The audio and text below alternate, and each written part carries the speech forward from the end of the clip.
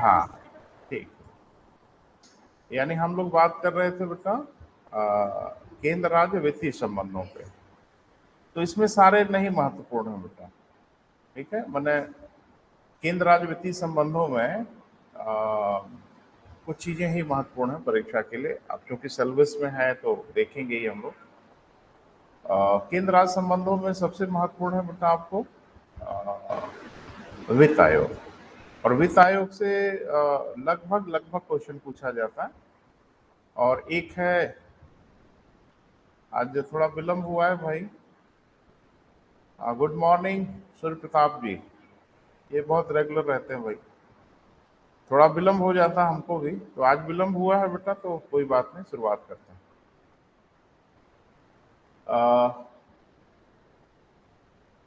संविधान में स्पष्ट लिखा हुआ है कि कर का बंटवारा कैसे होगा, लेकिन करों के बंटवारे का एक बड़ा क्लियर सिम्टम्स ये रखा गया बेटा कि झुकाव केंद्र की ओर हो।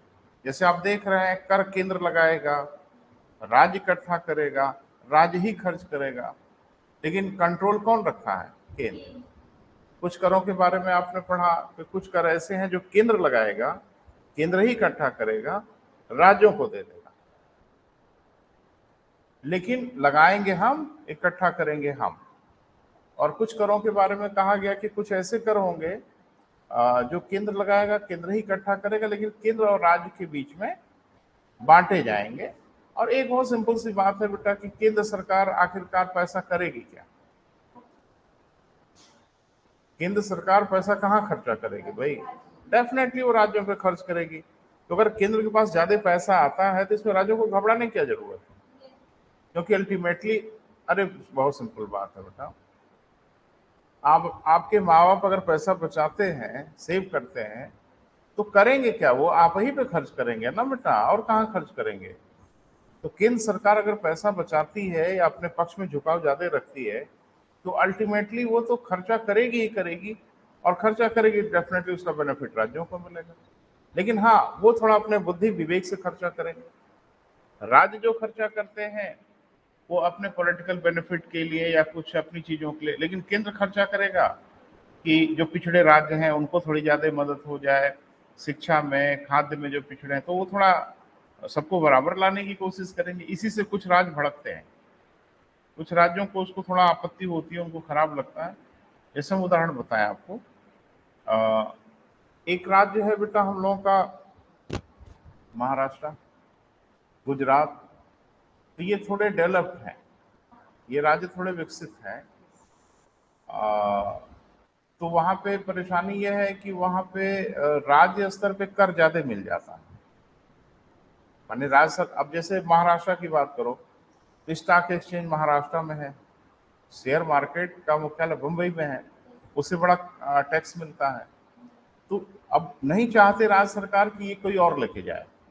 और कौन? केंद्र लेके जाता है। तो जो राज्य ज्यादा कर देते हैं उनको थोड़ा सा ये खराब लगता है कि कर हम ज्यादा दे रहे हैं और लाभ सब लोग ले रहे हैं। तो थोड़ा सा ये परेशानी लोगों को होती है। लेकिन भारत है ना बेटा, अ, हर प्रदेश को साथ लेके चलना ही होगा। वैसा नहीं हो सकता कि भारत का कोई प्रदेश यूरोप जैसा बन जाए और कोई प्रदेश सोमालिया बन जाए। तो ये केंद्र सरकार की जिम्मेदारी है कि जो राज्य पिछड़ रहे हैं उनको उन राज्यों से सरप्लस फंड निकाल के खर्च किया जाए जो ज्यादा कमा रहे हैं। बस इसी पे राज्यों को थोड़ी आपत्ति होती है, भाई मेरा पैसा है तो कहाँ दूसरे के राज्य पे खर्च करना है। 12 कहाँ तक हुआ था बेटा जरा बताओ? 270 हुआ था, है ना बेटा? देखें 271,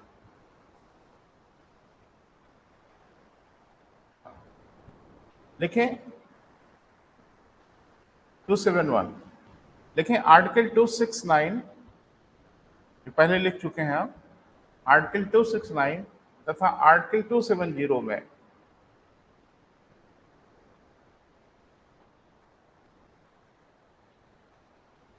यदि कोई अधिभार, अधिभार को बेटा इंग्लिश में हम लोग कहते हैं सरचार्ज, यदि कोई अधिभार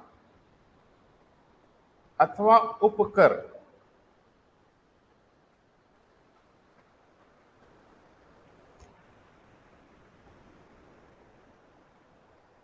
उपकर को इंग्लिश में कहते हैं बेटा सेस, CESS। लगाया गया तो वह राज्यों को प्रदान नहीं किया जाएगा। तो वह क्या बेटा, राज्यों को प्रदान नहीं करा। तो थोड़ा सा बेटा आपसे बात कर लेते हैं। जैसे अर्थव्यवस्था अभी हम लोग पढ़ेंगे ना अगले हफ्ते में, है ना बेटा। तो वो तो टॉपिक वहां का है, लेकिन थोड़ा सा आपको आइडिया दे। इसमें दो नाम आया है, तो एक फ्रेशर बच्चा थोड़ा सा घबराएगा कि ये क्या चीज है। जैसे एक है बेटा अधिभार, और एक क्या है बेटा उपकर। अधिभार को लोग सरचार्ज कहते हैं और उपकर को सेस कहते हैं। तो ये क्या होता है, इसको थोड़ा सा समझना है। एक कहते हैं कि कर के आधार पर कर लगा दिया जाए, अभी हम समझाते हैं बेटा आपको उदाहरण से। और शेष कहता है कर के ऊपर कर लगा दिया जाए, टैक्स अपॉन टैक्स। तो कभी कभी केंद्र सरकार यह भी करती है, उससे जो पैसा मिलता है वो बांटती नहीं है, वो अपने पास रखती है। अब उदाहरण से समझिए, जैसे मान लीजिए इनकम टैक्स का स्लैब बनाया गया 10 लाख रुपया। मान लें कि 10 लाख रुपए से अधिक जिनकी आय होगी उनको इनकम टैक्स देना होगा, मान लें थोड़ी देर के लिए। तो मान लीजिए किसी की आय 12 लाख है, तो इसे कर देना होगा। क्यों? क्योंकि इसकी इनकम 10 लाख रुपए से अधिक हो गई। अब 10 लाख रुपए से जितना अधिक होगा उस पर कर देना होगा। बोल नहीं रहे, पूरे 12 लाख पे नहीं देना होगा, 2 लाख पे देना होगा। तो उसमें भी आपने देखा होगा स्लैब बनाए जाते हैं कि 10 लाख से अधिक 15 लाख तक 10%, 15 लाख से 20 लाख तक 25%, ऐसे स्लैब बटा होता है। तो मान लीजिए कि इसमें 10% ब्याज लगता है, मान लें, तो 2 लाख रुपए पे ब्याज लगेगा ना बेटा। बोले कितना? मान लें 10% सरकार ने निर्धारित किया, तो इनको ब्याज कितना देना होगा? 20,000 रुपए इनको ब्याज में बोला, टैक्स देना पड़ेगा। क्लियर है? तो कर का आधार क्या है? 2 लाख। आधार माने जिस पर कर लगेगा। तो किस पे लगा बेटा? 2 लाख पर। कितना कर लगा? 10%, और वो हो गया 20,000 रुपए। अब देखें, अगर अधिभार लगेगा तो वो 2 लाख पे लगेगा, कर के आधार पर कर लग जाएगा। तो कर का आधार क्या है? 2 लाख। और अगर शेष लगेगा, उपकर लगेगा, तो कर के ऊपर कर लग जाता है, वो 20,000 पे लगेगा। पता नहीं समझ पा रहे हो कि नहीं? जैसे मान लीजिए कहा गया कि 2% अधिभार आपको देना होगा, तो 2% किस पे लगेगा? 2 लाख पे। तो ये हो जाएगा आपका कितना बेटा? 4,000 रुपए। बोल नहीं रहे हैं। और कहा गया कि 2% शेष लगेगा, नहीं 4,000 रुपये नहीं लगेगा, इस पर कर के ऊपर कर लग जाएगा। तो अब इसका लगेगा क्या बेटा? 2%। क्लियर है? इसका 2% तो बहुत ही कम होगा। अभी देख लो, 2/100,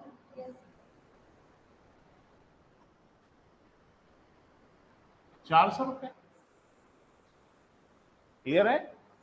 तो ये क्या करती है सरकार? 2 काम करती है, और जरूरत के हिसाब से करती है, ऐसे नहीं कि रैंडम नहीं लगाया जाता। और इनका डिमार्केशन दिमाग में रखना। अभी अर्थव्यवस्था हम पढ़ाएंगे तो हम विस्तार से बात करेंगे, एकदम निश्चित रहिएगा बेटा। लेकिन चूंकि ये शब्द आया है तो मेरी जिम्मेदारी थी कि थोड़ा सा इशारा मैं कर दूं। कर आधार पर और एक कर पर कर लगता है, तो कर आधार है और ये कर पे कर लगता है, और ये दोनों पैसा केंद्र सरकार के खाते में जाता है। इसको एक चवन्नी नहीं बांटी जाती, क्योंकि ये कर लगता है किसी खास उद्देश्य से। सरकार कोई टारगेट सेट करती है, उस टारगेट को पूरा करने के अधिभार या शेष लगाती है।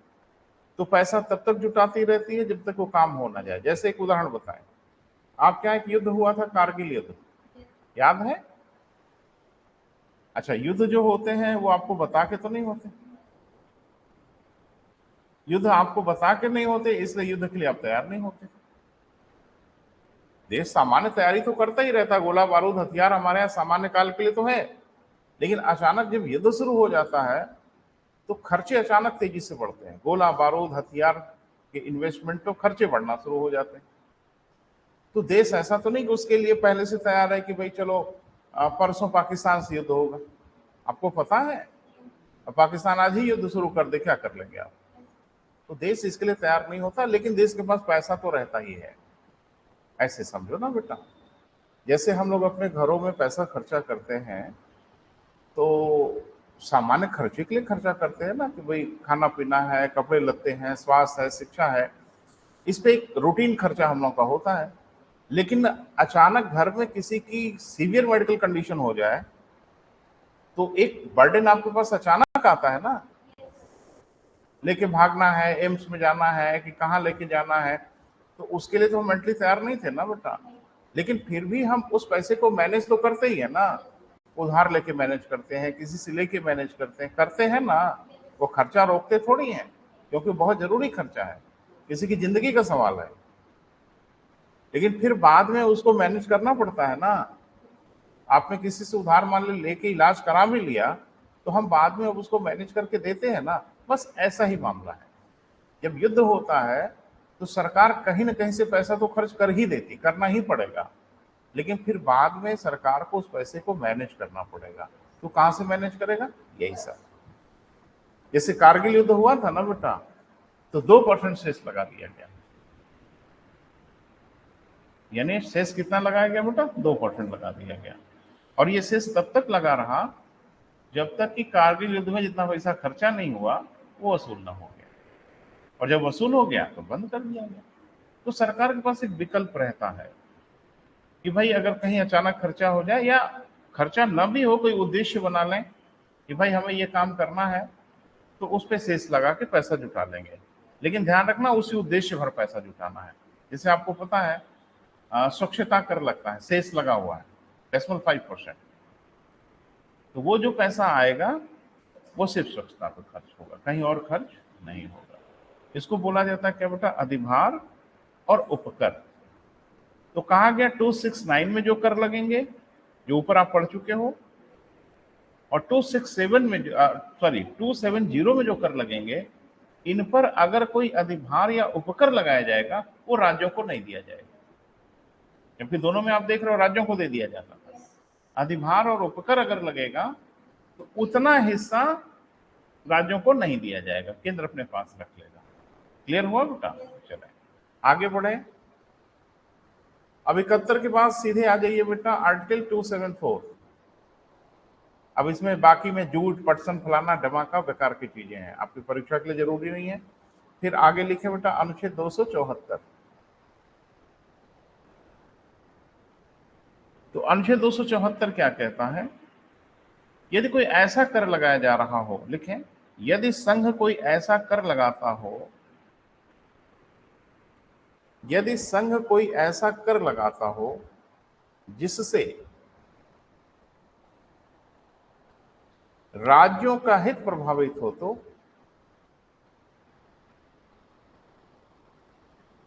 जिससे क्या बेटा? राज्यों का हित प्रभावित हो, तो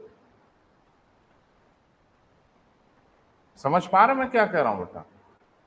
अरे कुछ ऐसा कर भी हो सकता है जिसको केंद्र लगाए तो उससे राज्य का हित प्रभावित हो सकता है। तो अनुच्छेद 274 में ये लिखा हुआ है कि ऐसा कोई कर लगाने से राज्यों का हित अगर प्रभावित होगा तो ऐसा कर राष्ट्रपति की पूर्व अनुमति से ही लाया जा सकता है। देख लें, प्रभावित हो तो यह राष्ट्रपति की पूर्व अनुमति से ही सदन में लाया जा सकता है। पता नहीं समझ पा रहे हो कि नहीं बेटा? बहुत सिंपल है, बहुत व्याख्या की आवश्यकता नहीं है।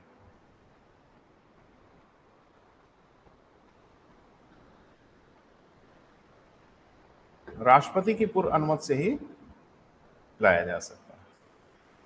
क्लियर हुआ बेटा? समझ पा रहे हैं? अमूमन राष्ट्रपति की पूर्व अनुमति से धन विधेयक लाया जाता है। पढ़ा है आपने कि धन विधेयक राष्ट्रपति की पूर्व अनुमति से लाया जाता है। वित्त विधेयक अगर क्लास 1 का हुआ तो राष्ट्रपति की पूर्व अनुमति से आता है। लेकिन वित्त विधेयक क्लास 2 का हुआ तो राष्ट्रपति की पूर्व अनुमति से नहीं आता। ये तो फाइनेंस बिल ही है, कर क्या है बेटा, वित्त विधेयक है। तो कहा गया कि यदि कोई ऐसा कर आप लगाते हो जिससे राज्यों का हित प्रभावित होगा तो राष्ट्रपति की पूर्व अनुमति से ही सदन में आएगा, अन्यथा नहीं आएगा। क्लियर है बेटा? 12 74 हो गया बेटा, 74 हो गया ना? हाँ, अब लिखें 75, अनुच्छेद 275।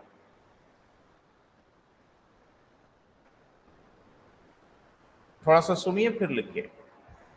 जैसे आपने सुना होगा कि जैसे चुनाव उनाव की बेला चल रही है इस समय, तो हमारे प्रधानमंत्री अलग अलग राज्यों में विजिट कर रहे हैं, अलग अलग जगहों पे जा रहे हैं। तो आप एक चीज नोटिस कर रहे होंगे, वो राज्यों को अनुदान दे रहे हैं और ढेर सारी विकास की योजनाएं शुरू हो रही हैं, शिलान्यास, और ये तो देख ही रहे हो आप। तो राज्यों को जो अनुदान दिया जाता है केंद्र के द्वारा, क्योंकि राजनीतिक है बेटा माहौल, पॉलिटिकल सिस्टम है हमारे यहाँ, चुनाव होना है, तो इसका थोड़ा सा राजनीतिक उपयोग भी हो जाता है। अनुदान केंद्र सरकार राज्य को कभी भी दे सकती है, कभी भी दे सकती है, लेकिन आपने नोटिस किया होगा ज्यादातर अनुदान अब चुनाव उनाव के बेला में ही ज्यादा सक्रिय हो जाता है। ये अनुदान क्या मनमर्जी होती है? नहीं। अब क्या होती है जरा वो देखना। 275 में यही लिखा है कि केंद्र के पास जो पैसा बच गया सब बांटने बूटने के बाद,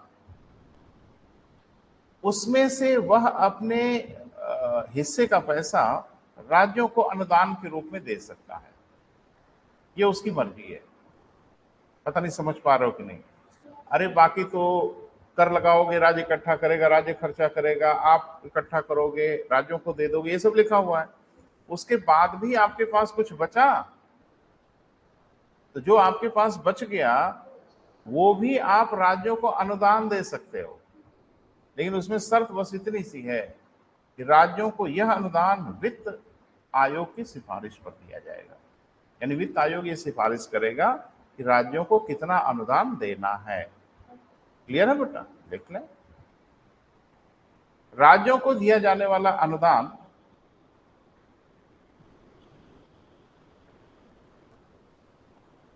वित्त आयोग की सिफारिश पर, राज्यों को दिया जाने वाला अनुदान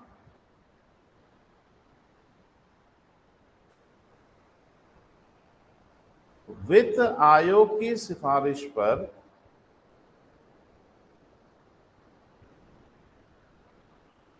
केंद्र सरकार द्वारा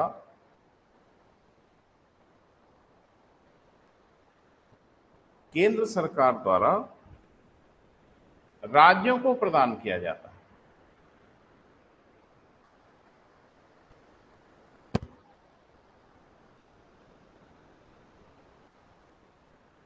केंद्र सरकार द्वारा किसको बेटा? राज्यों को। तो अक्सर आप सुनते हैं ना कि बिहार को 30,000 करोड़ रुपए का अनुदान दिया गया, ध्यान नहीं दिया होगा आपने, ये सब होता रहता है। ये अनुदान मनमर्जी से नहीं दिया जाता, ये अनुदान वित्त आयोग जो सिफारिश करता है उसके। लेकिन इसमें भी बड़ा बवाल हुआ है बेटा, तो थोड़ा सा देख लें, क्योंकि जब अर्थव्यवस्था हम लोग पढ़ेंगे तो फिर उस पर विस्तार से बात करेंगे, क्योंकि इलाका उसी का है। सौभाग्य से दोनों विषय मुझे समझ है तो इसलिए बात कर लेता हूं, नहीं तो कोई उधर जाता ही नहीं। राज्यों को जो अनुदान दिया जाएगा उसमें बड़ा बवाल है कि आखिरकार जो अनुदान दिया जाएगा राज्यों को, उसको देने का क्या आधार हो। अरे भाई कोई आधार तो बनाना पड़ेगा ना कि राज्यों को जो अनुदान आप दे रहे हैं उसका क्या आधार होना चाहिए। तो आप सोच के बताइए बेटा, कोई बड़ा आइंस्टाइन की थ्योरी तो है नहीं, रॉकेट साइंस है नहीं। तो राज्यों को जो अनुदान देना होगा उसका कोई ना कोई एक तार्किक आधार तो सोचना पड़ेगा ना। क्या लग रहा है किसको देना चाहिए ज्यादा पैसा? जी बेटा, मेरी बात नहीं समझ पा रहे हैं। जैसे 5 राज्य हैं, एक उदाहरण मैं दे रहा हूं। केंद्र सरकार पांचों राज्यों, ऐसे समझो एक पिता के 5 ठो बेटे हैं, पिता को पांचों को पैसा देना है, तो बच्चों को पैसा देने का वो आधार क्या चुने? एक तो बड़ा सिंपल सा तरीका है न्याय संगत कि सबको बराबर बराबर दे दे, ये उचित है? नहीं बेटा, ये उचित नहीं है। किस बच्चे को कितनी जरूरत है, किस बच्चे की क्या आवश्यकता है, कौन बच्चा क्या कर रहा है, उसके हिसाब से ना देना पड़ेगा। बोल नहीं रहे। एक जने घर पे रह रहे हैं, दिन भर मोहल्ला घूम रहे हैं। सुन ले सुन ले सुन ले। एक जानी है इलाहाबाद में तैयारी कर रहे हैं, एक जाने दिल्ली में तैयारी कर रहे हैं। अब पिता सारे बच्चों को एक बराबर पैसा तो नहीं ना देगा, उचित भी नहीं है। डेफिनेटली जो दिल्ली में तैयारी कर रहा है उसका खर्चा ज्यादा होगा, उसे ज्यादा पैसा देना पड़ेगा। इलाहाबाद में जो तैयारी कर रहा है वो थोड़ा कम में भी उसका गुजारा हो जाएगा। लेकिन एक जनी जो भोजन करके मोहल्ले भर का खाली भ्रमण कर रहे हैं, तो उनको तो थोड़ा कम ही दें तो ज्यादा बेहतर है। तो राज्यों को जो अनुदान दिया जाए, वो कोई आधार तो चुनना पड़ेगा ना भाई, किस आधार पे। तो इसमें बड़ा बवाल हुआ बेटा। सुन ले, कहा गया कि जनसंख्या का आधार रख लिया जाए। ये भी थोड़ा तार्किक दिख रहा है कि जिस राज्य की जनसंख्या अधिक हो उसे ज्यादा अनुदान दिया जाए। बोल नहीं रहे, गलत बात बोल रहा हूं? अरे भाई, जिस राज्य की जनसंख्या ज्यादा होगी उनका खर्चा भी तो ज्यादा होगा, तो उनको ज्यादा अनुदान नहीं देंगे तो ज्यादा लोगों की कैसे मदद होगी? तो एक ये भी तर्क था। एक तर्क ये था कि जो राज्य शिक्षा में ज्यादा पिछड़ा हुआ हो उसे ज्यादा पैसा दिया जाए ताकि वो भी शिक्षित हो जाए। एक, जो राज्य कम विकसित है उसे ज्यादा पैसा दिया जाए, जो राज्य ज्यादा विकसित है उन्हें कम पैसा दिया जाए। बोल नहीं रहे। ये सब तार्किक दिख रहा है ना? अब इसी पर आज विफर गए। केरल ने कहा कि हम 100% साक्षरता कर दिए तो गुनाह कर दिए, गलत कर दिए। और एक राज्य कहता है कि हम अपनी जनसंख्या अगर रोक के रखे हैं तो उल्टे आपको हमको पुरस्कार देना चाहिए, आप तो हमको दंड दे रहे हो। और वो नालायक राज्य जो ताबड़तोड़ अपनी जनसंख्या बढ़ा रहे हैं उन्हें आप पुरस्कार ही तो दे रहे हो, ज्यादा अनुदान देके। बोल नहीं रहे हैं। और वो राज्य भी नाराज हो गए जिन्होंने कहा कि अगर हमने अपनी मेहनत और अपने परिश्रम के बल पे विकास किया है, और वो नालायक राज्य जो कुछ करते ही नहीं है, पिछड़े हुए हैं, तो जो पिछड़े हैं उनको आप ज्यादा पैसा दे दीजिए, और जो रातों दिन मेहनत करके अपने आप को आगे लेके आए हैं उनको आप कम पैसा दोगे। तो ये भी तर्क ठीक लग रहा है। बोल नहीं रहे। अब इसी के बीच का रास्ता तो निकालना पड़ेगा। लेकिन एक बात ध्यान रखना कि मैंने तीनों बात जो बोला, जनसंख्या, विकास और साक्षरता, ये आज भी मायने रखता है, माने इसको ध्यान में जरूर रखा जाता है। कोशिश होती है कि पार्शलिटी ज्यादा ना होने पाए, लेकिन केंद्र राज्यों को अनुदान देता है। और देगा नहीं तो करेगा क्या बेटा? वो जो कर ले रहा है वो क्या करेगा? केंद्र का अपना कौन सा खर्चा है? वो कुछ भी करेगा। जैसे मान लीजिए कि केंद्र सरकार सेना पे खर्चा करती है, तो सेना से किसकी हिफाजत हो रही है? पूरे देश की, पूरे राज्यों की हिफाजत हो रही है ना। आप एक ही बताइए, जैसे मैंने आपको बोला था कि ठीक है, भारत के कई राज्यों में दूसरी पार्टी की सरकारें हैं और राजनीतिक विद्वेष रहता है, यही तो डेमोक्रेसी है, यही इसकी खूबसूरती है। पश्चिम बंगाल पे अगर कोई हमला कर दे, चीन अगर पश्चिम बंगाल पे हमला कर दे, तो भारत सरकार ताली बजाएगी कि मजा आ गया, मजा आ गया? नहीं साहब, केंद्र सरकार पूरी ताकत से जवाब देगी। और इस बात से कोई फर्क नहीं पड़ता कि पश्चिम बंगाल में सरकार किसकी है। सेनाएं मुस्तैदी से जवाब देंगी, खून पसीना एक कर देंगी। तो सेना पूरे देश की हिफाजत के लिए है ना बेटा। तो सेना पे जो खर्चा हो रहा है वो सबकी हिफाजत पे खर्चा हो रहा है, इस पे किस बात की आपत्ति? तो जाहिर सी बात है कि केंद्र सरकार संचार व्यवस्था, मान लीजिए केंद्र सरकार डेवलप कर रही है, तो संचार व्यवस्था खाली केंद्र की होती है। रेलवे का विकास हो रहा है, वंदे भारत ट्रेन चल रही है, तो खाली केंद्र में ये ट्रेन चलती है? केंद्र कहाँ है भैया? बुलेट ट्रेन कल को चलेगी तो राज्यों को ही जोड़ेगी ना, तो राज्यों का ही तो भला होगा। लेकिन ये ठीकरा किसके सर जाता है? केंद्र के, कि भाई आपका खर्चा है। तो कुल मिला जुला के बेटा, केंद्र के पास जो पैसा है वो राज्यों के ऊपर ही खर्च होना है, चाहे वो सीधे सीधे खर्च हो चाहे अप्रत्यक्ष खर्च हो। सहमत है?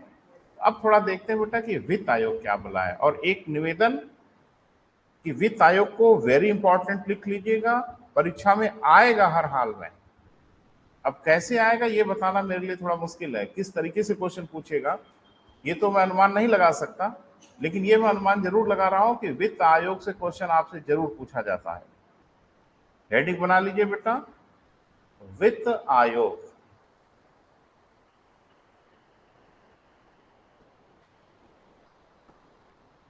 और इस भाग में बेटा यही महत्वपूर्ण है, इसके बाद कोई महत्वपूर्ण है नहीं परीक्षा के दृष्टिकोण से, फिर अनर्गल चीजें हैं जो परीक्षा के लिए महत्वपूर्ण नहीं है।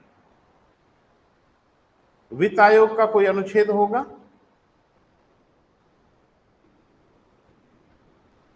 कौन सा बेटा? 280। तो क्या 280 264 और 301 के बीच में नहीं है ना?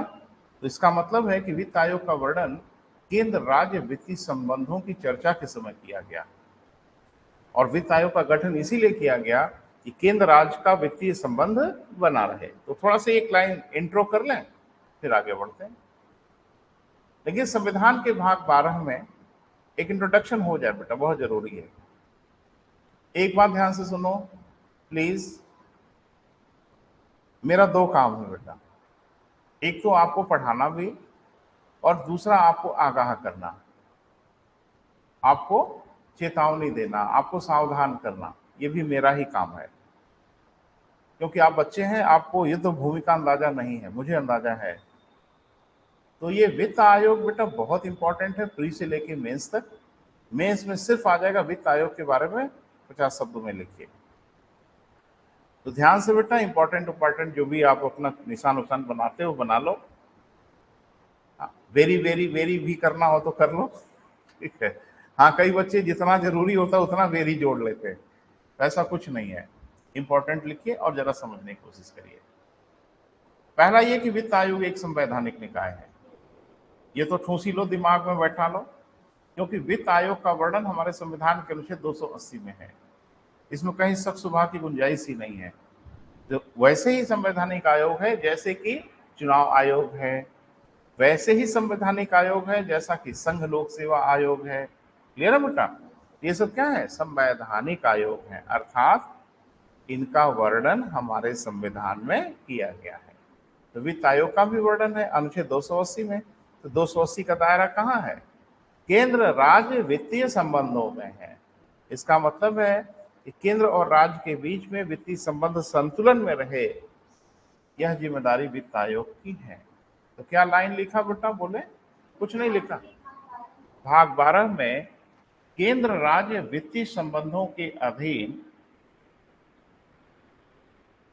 अब जैसे मुख्य परीक्षा में लिखना होगा ना, तो ऐसे ही लिखेंगे आप। केंद्र राज्य वित्तीय संबंधों के अधीन अनुच्छेद 280 में वित्त आयोग का वर्णन है।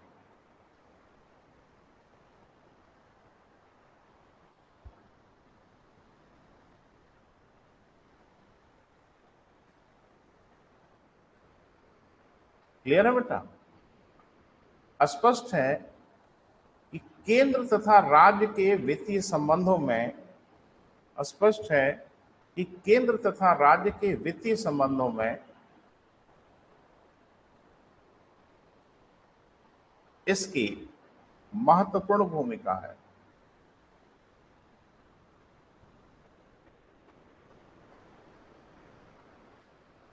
इसकी क्या बेटा?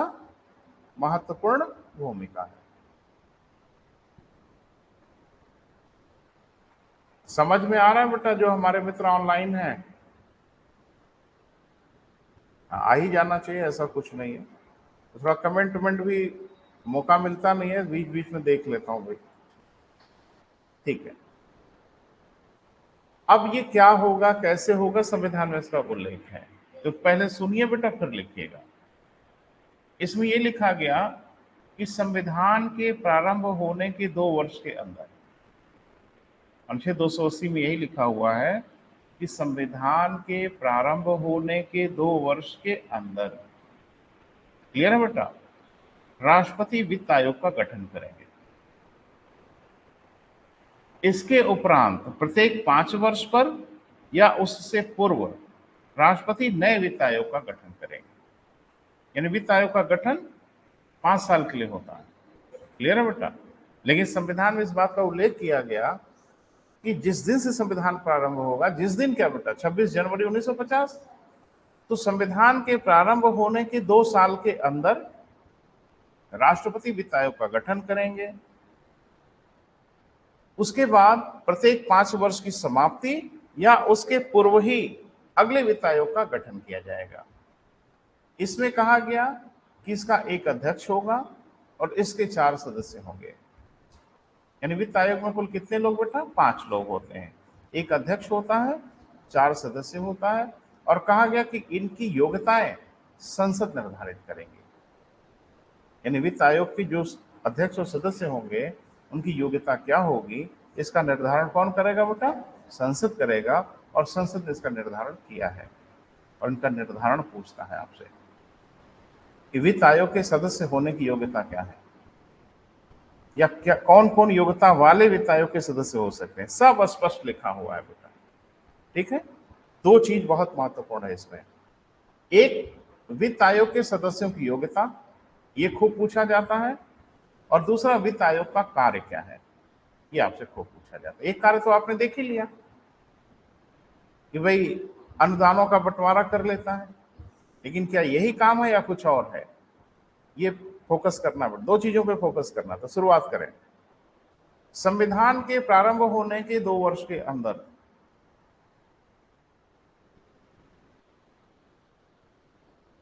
संविधान के प्रारंभ होने के कितने बेटा?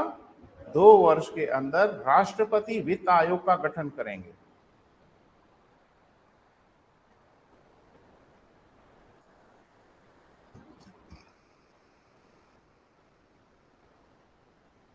ठीक है बेटा, और बहुत शानदार, बहुत अच्छे प्रश्न यहां से पूछे जा सकते हैं। अच्छा, मान लो कि एक सिंपल सा क्वेश्चन हम आपको बना के दें कि वित्त आयोग का गठन कब किया जाता है। अब विकल्प दे के छका देंगे आपको।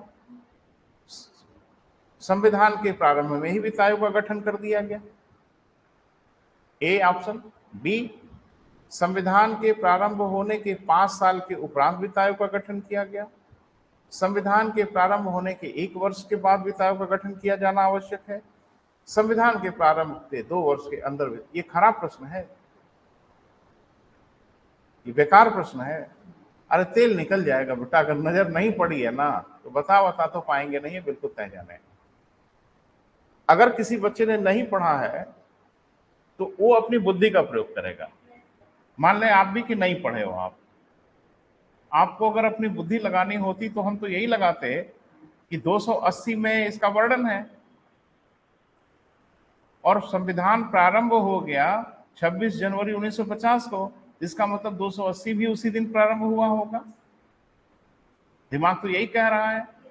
अगर आप तार्किक रूप से सोचें, आपने इसको नहीं पढ़ा है तो दिमाग तो यही कह रहा है कि भैया पूरा संविधान 26 जनवरी 1950 को लागू हुआ तो 280 भी लागू हुआ होगा, तो शायद वित्त आयोग तभी बन गया होगा। वित्त आयोग लागू हुआ ना तो अरे सॉरी 280 लागू हुआ ना तो 280 में ही लिखा है कि 2 वर्ष के अंदर बना दीजिएगा। तुरंत बना दें, 6 महीने बाद बनाएं, साल भर बाद बनाएं, 1.5 साल बाद बनाएं, लेकिन किसी भी हालत में 2 साल के अंदर बना दीजिएगा। क्लियर है बेटा? तो वित्त आयोग का गठन कौन करता है? राष्ट्रपति करता है। सौभाग्य से जब राष्ट्रपति पढ़ रहे थे आप तो भी आपने पढ़ा था। अगर आप भूल रहे होंगे तो पलट के देख लीजिएगा। वित्त आयोग का गठन राष्ट्रपति करता है, ये मैंने लिखाया है। क्लियर है बेटा? अच्छा, आगे लिखो। 2 वर्ष के अंदर वित्त आयोग का गठन राष्ट्रपति करेगा। हो गया बेटा? इसके उपरांत प्रत्येक 5 वर्ष या उसके पूर्व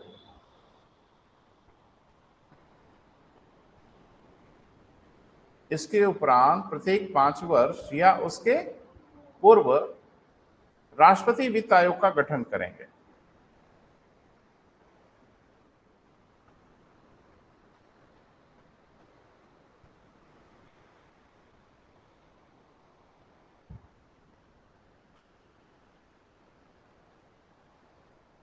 क्लियर है बेटा? मतलब क्या है? जरा इसको समझो ना बेटा, व्यवहारिक बहुत महत्वपूर्ण है, आप समझ नहीं पा रहे हो, ये बहुत ही इंपॉर्टेंट है बेटा। अब जैसे मान लीजिए कि कोई एक वर्ष ले लो जिससे हम आपको बताएं। जैसे मान लीजिए कि 1980 में वित्त आयोग का गठन हुआ, तो वित्त आयोग का कार्यकाल कितना होता है? 5 साल। अब अगला वित्त आयोग का कार्यकाल शुरू होगा 1985 से। बोल नहीं रहे? तो अब ये कहा गया कि 5 वर्ष समाप्त हो जाए तब बना लें, या 84 में ही अगले वित्त आयोग का गठन कर दें, 5 साल के पहले ही वित्त आयोग का गठन कर दें, लेकिन कार्यकाल उसका शुरू होगा 85 से। ये बात ये नहीं कि बन गया तो वो भी उसी में कूद पड़े और पहले वाला भी नहीं। 5 साल की समाप्ति के पहले आप गठन कर लो, कोई परेशानी नहीं, लेकिन उसका कार्यकाल प्रारंभ होगा 5 वर्ष की समाप्ति के बाद। तो एक स्टैंड बाई मोड में रखा जाता है कि अगला खत्म हो, तो पिछला खत्म हो तो ये तुरंत शुरू कर दें। अब पिछला खत्म हो गया, उस बार आप वित्त आयोग बनाओगे तो कुछ गड़बड़ी हो सकती है। बात समझ में आई? तो कहा गया कि प्रत्येक 5 वर्ष की समाप्ति पर या उसके पूर्व राष्ट्रपति नए वित्त आयोग का गठन करेंगे। लिखें, इसका एक अध्यक्ष तथा 4 सदस्य होते हैं। भूलिएगा मत, ये बहुत इंपॉर्टेंट है। इसका एक अध्यक्ष और कितने बेटा? 4 सदस्य होते हैं। किसके? वित्त आयोग के। यानी कुल मिला के वित्त आयोग में 5 लोग होते हैं। याद रहेगा, भूलिएगा मत। अब ये कहा गया कि ये 5 लोग कौन होंगे, इनकी योग्यता क्या होगी, ये संविधान में नहीं लिखा था। इसमें यह कहा गया कि संसद विधि बनाकर या कानून बनाकर निर्धारित करेगी कि इनकी योग्यता क्या होगी। लिख लें, लिखें, संसद विधि बनाकर अध्यक्ष तथा सदस्यों की योग्यता निर्धारित करेगी। अध्यक्ष तथा सदस्यों की योग्यता निर्धारित करेगी।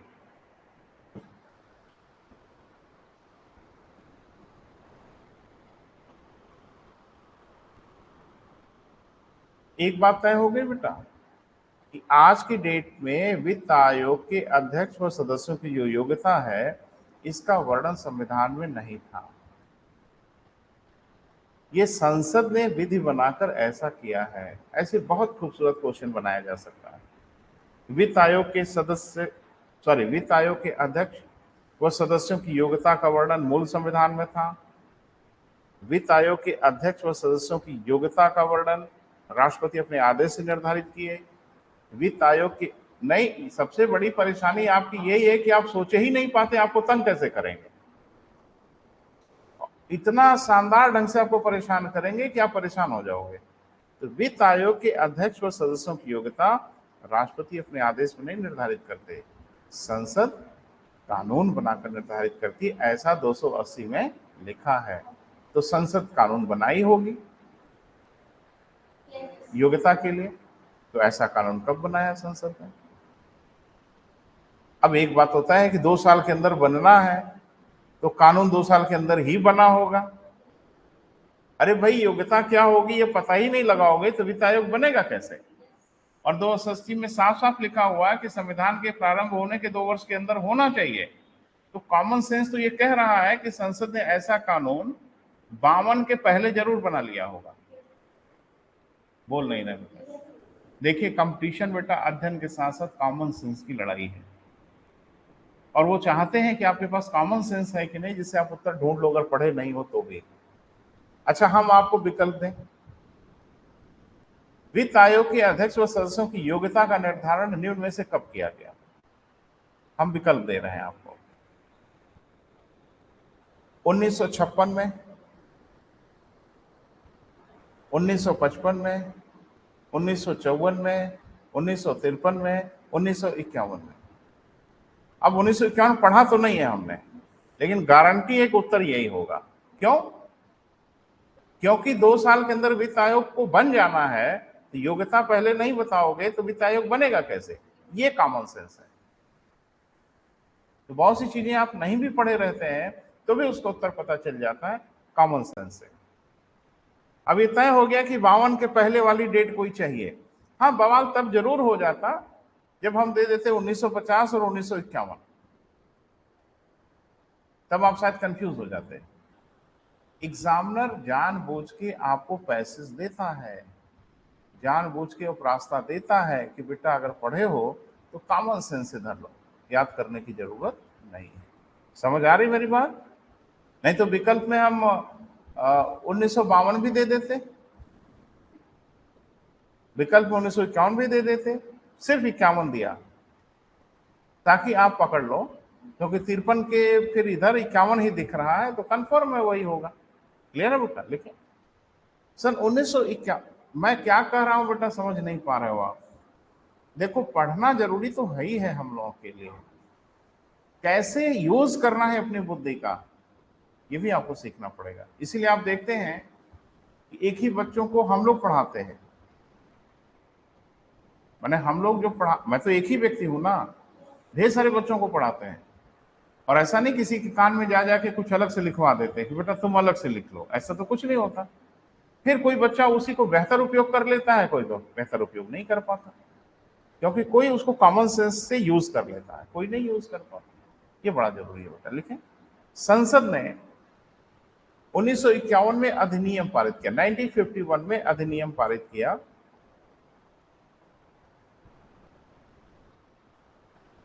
तथा वित्त आयोग के अध्यक्ष व सदस्यों के योग्यता का निर्धारण किया। वित्त आयोग के अध्यक्ष व सदस्यों की योग्यता का निर्धारण किया। तो सही सही याद रहे तो बड़ा अच्छा है, न याद रहे तो कॉमन सेंस से जवाब देंगे। वित्त आयोग के अध्यक्ष व सदस्यों की योग्यता का निर्धारण संसद ने अधिनियम बनाकर किया बेटा, कब? 1951 में किया। क्लियर है? तो क्या किया अब बताना होगा, है ना? तो पहला लिखें अध्यक्ष, और जो शब्द प्रयोग किया जा रहा है बेटा उसके अल्टरनेट वर्ड का प्रयोग मत करिएगा। फिर से सुनो, योग्यता के निर्धारण के लिए जिन शब्दों का प्रयोग किया जा रहा है आप उसके वैकल्पिक शब्दों का प्रयोग मत करिएगा, क्योंकि परीक्षा में जब वो विकल्प देंगे उस शब्द से मिलते जुलते शब्द भी देंगे ताकि आप उलझ जाएं। हमको उन्हीं शब्दों को ढूंढना है जो शब्द प्रयोग किया गया है। अध्यक्ष की क्या योग्यता होगी बेटा? लिखें, ऐसा व्यक्ति जिसे सार्वजनिक कार्य का अनुभव हो, पब्लिक वर्क का अनुभव हो, ऐसा व्यक्ति जिसे सार्वजनिक कार्य का अनुभव हो। तो ये बड़ा एक जनरल सी बेटा योग्यता निर्धारित की, बोल नहीं रहे हैं।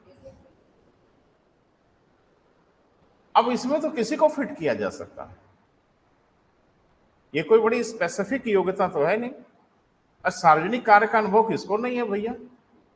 घर में शादी विवाह हम लोग अरेंज कराते हैं वो भी तो एक सार्वजनिक कार्य ही हो जाता है, सबको मैनेज करना। तो एक ऐसी योग्यता रखी गई कि जिसमें शायद कोई भी फिट बैठ जाए, है ना बेटा? अध्यक्ष के लिए ये योग्यता है। अब लिखें सदस्यों की योग्यता। सदस्य कितने बेटा? 4। अच्छा, आप में से किसी को पता है कि एकाध की योग्यता क्या होगी? चारों सदस्यों की पृथक पृथक योग्यता बनाई गई है। एक ये होना चाहिए, एक ये होना चाहिए, एकाध याद है आपको? ये दुखद स्थिति है बेटा, और इतना महत्वपूर्ण था कि आप बिना वित्त आयोग पढ़े परीक्षा देने जा रहे हो। ये तो शुक्र मनाइए कि पूछा नहीं इस बार, नहीं तो ये जरूर पूछते हैं आपसे। तो 4 सदस्य हैं ना बेटा, तो चारों की पृथक पृथक योग्यता है। तो 1 2 3 4 करके लिखेंगे। 1, उच्च न्यायालय का न्यायाधीश हो। उच्च न्यायालय का क्या बेटा? न्यायाधीश हो, कामा रह चुका हो, कामा रहने का अनुभव हो, सॉरी रहने की योग्यता हो। फिर से सुने, यानी एक सदस्य ऐसा होना चाहिए जो उच्च न्यायालय का न्यायाधीश हो, ऐसा नहीं हो तो रह चुका हो, ऐसा भी ना हो तो बनने की योग्यता रखता हो। ठीक है, इसमें से कोई भी योग्यता अगर उसके पास हो तो उसे वित्त आयोग का सदस्य बनाया जा सकता है। क्लियर है बेटा? दूसरा, जिसे सरकारी वित्त तथा लेखे का विशेष ज्ञान हो, जिसे सरकारी वित्त और लेखे का विशेष ज्ञान हो।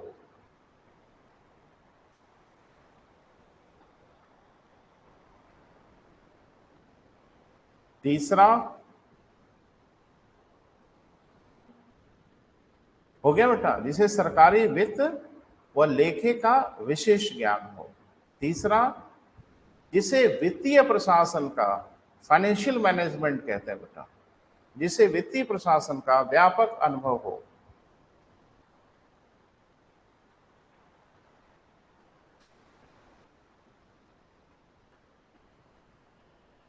क्लियर है बेटा? चौथा, जो अर्थशास्त्री हो, इकोनॉमिस्ट हो,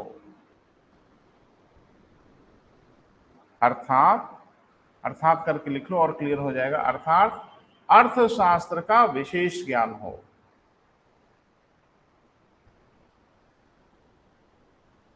जिसे अर्थशास्त्र का क्या बेटा? विशेष ज्ञान है। एक बार फिर से पढ़ लो बेटा, हम रिपीट कर दें। पहला क्या है बेटा? उच्च न्यायालय का न्यायाधीश हो, या रह चुका हो, या बनने की योग्यता रखता हो। दूसरा, जिसे वित्त और लेखे का ज्ञान हो, जिसे वित्तीय प्रबंधन का अनुभव हो, जिसे अर्थशास्त्र का विशेष ज्ञान हो। क्लियर है बेटा? बोलिएगा मत और अपने मन से इसमें कुछ जोड़िएगा मत। ठीक है? अब वो करता क्या है परीक्षा में, दुख इस बात का है ना बेटा कि आपको परीक्षा के पेपर देखने चाहिए, आप देखते नहीं हो गंभीरता से, और हमें बताना पड़ता है। वो विकल्प देगा कि वित्त आयोग के सदस्य बनने की निम्न में से कौन सी योग्यता नहीं है। तो अब इसमें से कोई तीन दे देगा और एक चौथा फर्जी दे देगा, बस आप उलझ जाओगे और गलत कर दोगे। ठीक है बेटा? ये बहुत इंपॉर्टेंट है, ये चारों याद रहेगा। एक टेस्ट फिर हम लेंगे। ठीक है, यानी जब हम समाप्त करेंगे तो फिर एक टेस्ट लेके ही समाप्त करेंगे। तो हम क्या क्या पूछेंगे अभी हम डिस्क्लोज तो नहीं करेंगे, लेकिन सतर्क रहिएगा। आगे बेटा, वित्त आयोग के कार्य, आखिर इनका काम क्या है?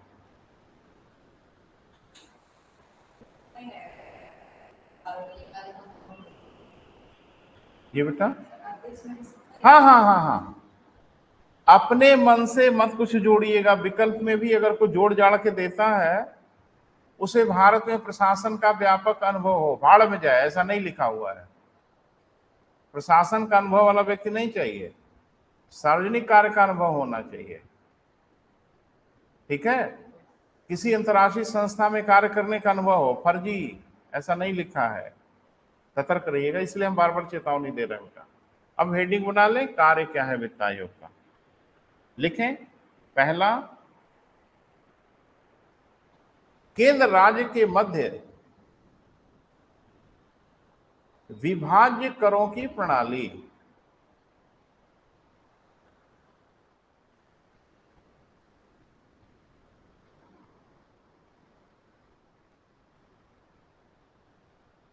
क्लियर है बेटा?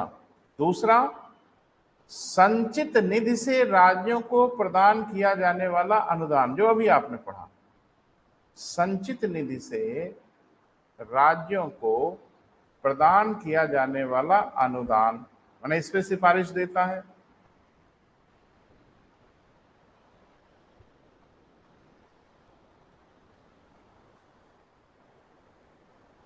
हो गया बेटा? तीसरा, राज्यों के संचित निधि में बढ़ोतरी का सुझाव।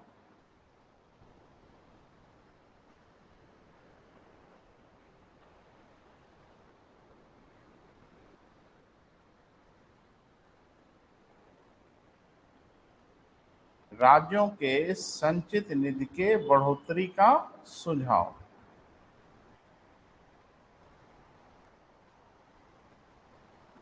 तथा पंचायतों के आय के स्रोत बढ़ाने का सुझाव।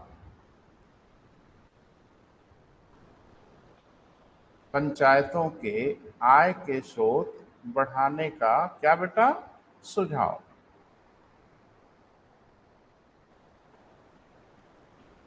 कैठो काम हुआ?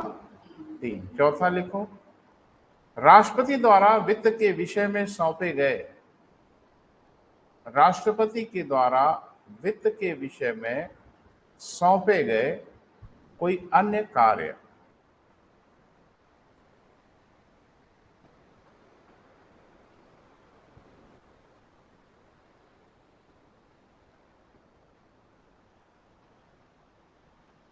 क्लियर है बेटा? तो एक विनम्र निवेदन है आप सभी लोगों से बेटा कि वो 4 और ये 4 रट जाइएगा, याद कर डालिएगा। इन्हीं दोनों में से कोई ना कोई पूछते हैं वित्त आयोग का निम्न से क्या कार्य है और वित्त आयोग के सदस्यों की योग्यता क्या है, और भरोसा रखिए अगली परीक्षा में आपको दिख जाएगा। ये बेटा चौथा ये है ना बेटा कि जैसे कभी जरूरत पड़े राष्ट्रपति को तो वित्त के विषय में अगर कोई कार्य सौंपते हैं वित्त आयोग को तो एडिशनल वर्क वह भी करना पड़ेगा, क्योंकि वित्त आयोग की नियुक्ति राष्ट्रपति करते हैं। तो वित्त से संबंधित अगर कोई समस्या आती है देश में कोई सलाह वलाह देने के लिए तो राष्ट्रपति किसको डिप्यूट करेंगे? वित्त आयोग को डिप्यूट करेंगे कि आप इस विषय पे सलाह दीजिए या इस विषय पे कार्य करिए। शायद आप भूल रहे हैं बेटा, मैंने आपको बताया था कि आयोग चाहे संवैधानिक हो चाहे वो गैर संवैधानिक हो, आयोग सिर्फ और सिर्फ सलाह देते हैं, आयोग आदेश नहीं देते। सलाह को मानना न मानना राज्य की मर्जी है, यानी सरकार की मर्जी है। लेकिन मैंने एक अंतर आपको वहीं पे बताया था कि जो संवैधानिक आयोग होते हैं उनकी सलाह को न मानना आसान नहीं है। चलो एक नोट बना के लिख लो, बार बार हम आपको याद दिला रहे हैं, बार बार आप बोल रहे हैं। हाँ, लिखें, आयोग चाहे संवैधानिक हो, आयोग चाहे संवैधानिक हो, मतलब जिनका संविधान में वर्णन है। मैं उदाहरण जैसे 2-3 आयोग को अभी आपको दिया, वित्त आयोग है, चुनाव आयोग है, संघ लोक सेवा आयोग है जो आपकी परीक्षा लेता है, यूपीएससी, ये भी आयोग ही है। तो कोई भी आयोग जो है ना बेटा वो सिर्फ और सिर्फ सलाह देता है, लेकिन ये सलाह जो होती है ये मानना केंद्र के लिए बाध्यकारी नहीं होता। लेकिन संवैधानिक आयोग की सलाह को न मानना आफत बुलाने जैसा है। यदि सरकार ने उनकी सलाह को नहीं माना तो सदन में जवाब देना होगा कि आपने क्यों नहीं माना। विपक्षी हमला बोल देंगे सरकार पर। जैसे मैंने कहा कि संघ लोक सेवा आयोग यूपीएससी अपॉइंट नहीं करता बेटा, वो नौकरी नहीं देता, वो सिर्फ रिक्रूटमेंट अथॉरिटी है, वो सिर्फ परीक्षाओं का आयोजन, वो भर्ती अभिकरण है, वह नियुक्त अभिकरण नहीं है, वो सिर्फ भर्ती करता है, लिस्ट बनाता है और लिस्ट बना के नियुक्ति अभिकरण को दे देता है, यानी राष्ट्रपति की टेबल पर रख देता है कि हमको लायक लोग मिले हैं, अब मर्जी आपकी, इनको नियुक्त करें या फाड़ के कूड़ेदान में फेंक दें, हमसे कोई लेना देना नहीं है। लेकिन कभी आपने सुना कि संघ लोक सेवा आयोग ने परीक्षा इंटरव्यू ले लिया और फाइनल अपनी लिस्ट बनाया और राष्ट्रपति ने कह दिया कि ना इनकी नियुक्ति नहीं करेंगे? क्यों? संवैधानिक आयोग है ना। क्या लाइन बोल दो जरा एक बार फिर से बेटा। चाहे गैर संवैधानिक हो, ये मात्र परामर्शदायी होते हैं। ये मात्र क्या होते हैं बेटा? परामर्शदायी होते हैं, यानी सिर्फ और सिर्फ ये परामर्श देते हैं। और परामर्श के बारे में आपको पता ही है कि परामर्श कभी भी बाध्यकारी होता नहीं। ये मात्र क्या होते हैं बेटा? परामर्शदायी होते हैं। इनके परामर्श को मानना बाध्यकारी नहीं होता।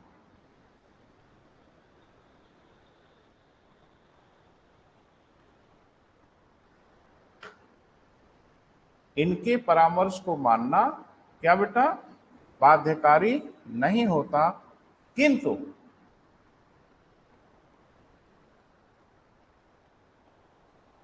संवैधानिक आयोगों के परामर्श न मानना आसान नहीं होता।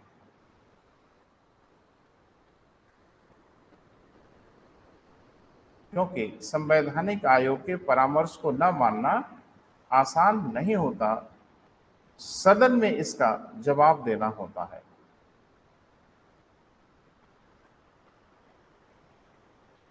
सदन में इसका क्या बेटा, जवाब देना होता है।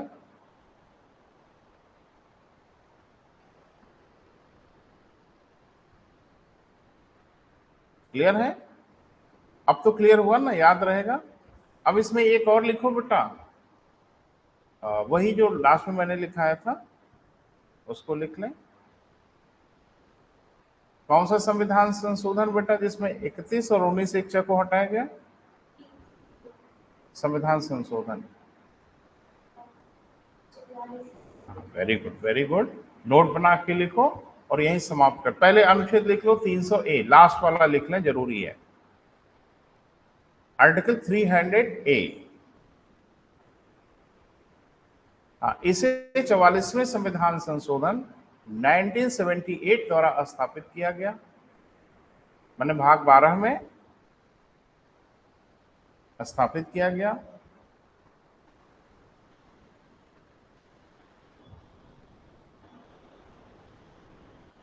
तथा संपत्ति के अधिकार को संवैधानिक अधिकार का दर्जा दिया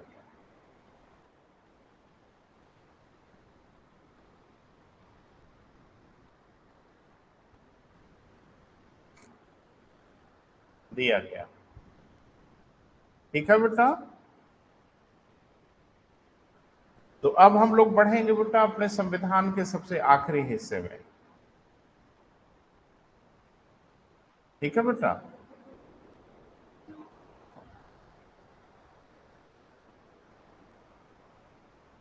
बड़ा अच्छा लगता है बेटा जब यात्रा हम लोग शुरू करते हैं, है ना, और जब आखिरी पड़ाव पे आते हैं तो बड़ा संतोष होता है ना। क्योंकि पहले दिन तो लग रहा था कि सर ये तो बहुत टाइम लग जाएगा, है ना। हो गया, टाइम पूरा हुआ, सबका टाइम पूरा होगा बेटा, सब पढ़ लेंगे एक दिन। पेज बदल दीजिए बेटा, नया पेज रखिए और बहुत प्यार से पढ़ेंगे इसको हम लोग। हेडिंग बनाइए संविधान का भाग 18, बहुत जरूरी है बेटा। संविधान का भाग 18, और हमारे कुशाग्र बुद्धि मित्र लोग आज अवकाश पे हैं, है ना, तो अंत तबाही से ना हो, कोशिश यही होगी। तो भाग 18 और लिख लें आपातकालीन उपबंध। क्या बेटा, आपातकालीन उपबंध। तो कुछ अनुच्छेद होंगे बेटा यहाँ पे, बोले अनुच्छेद 352 से 360 तक, कूद कूद के नहीं है, लगातार है। अनुच्छेद 352 से कहाँ बेटा, 360 तक है। ठीक है। अब यही हम लोगों का आखिरी सेगमेंट होगा बेटा, इसी को पढ़ के हम लोग संविधान का समापन करेंगे। हाँ, एक सूचना के साथ बेटा क्लास समाप्त करेंगे कि देखो, कोई विषय कभी समाप्त नहीं होता, है ना। जैसे बच्चों के दिमाग में होता है कि अब तो खत्म हो गया, अब तो पार्टी का टाइम है। नहीं नहीं, कोई विषय समाप्त नहीं होता बेटा। जब हम लोग पढ़ा के फिनिश करते हैं, आपके लिए वो विषय प्रारंभ होता है। अब पूरी ताकत झोंक देनी है। और मैंने आपको कहा था कि कभी कोई भी व्यक्ति संपूर्ण नहीं हो सकता, ना हम, ना आप, ना कोई भी टीचर। हाँ, हम लोग मैक्सिमाइज होने की कोशिश करते हैं कि ज्यादा से ज्यादा कोशिश करें। तो अब ये मत समझ लीजिएगा बेटा कि संविधान खत्म हो गया। अब आपको रेगुलर कॉन्स्टिट्यूशन का अध्ययन करना है। लेकिन मैं आपको बिल्कुल पूरे गारंटी के साथ बताता हूं कि अब आपके पास इतनी क्षमता है कि संविधान की कोई भी चीज आप पढ़ के समझ सकते हैं। यानी अब कुछ भी पढ़ लेने में तकलीफ नहीं होगी। तो जैसे आपको लग रहा होगा कि अब सब बहाना वहाना बना रहे हैं जो छोड़े छाड़े होंगे, ना बेटा, मैं ताल ठोक के कहता हूं कि अगली परीक्षा होगी, अगर 100% नहीं तो 99% क्वेश्चन तो आपको हर हाल में मिल जाएंगे। वैसे पूरी संभावना है कि 100% मिल जाएगा, लेकिन यह है बेटा कि पढ़ाई जारी रखिएगा। लेकिन अभी समय लगेगा, 2-3 दिन का वक्त लगेगा, बड़ा टॉपिक है, हम चर्चा करेंगे। तो आज यही समाप्त करते हैं बेटा। कारण यह है कि कई मित्र आज विभिन्न कारणों से उपलब्ध नहीं है, तो आपातकालीन उपबंध शुरू करना ठीक नहीं। ठीक है बेटा, थैंक यू।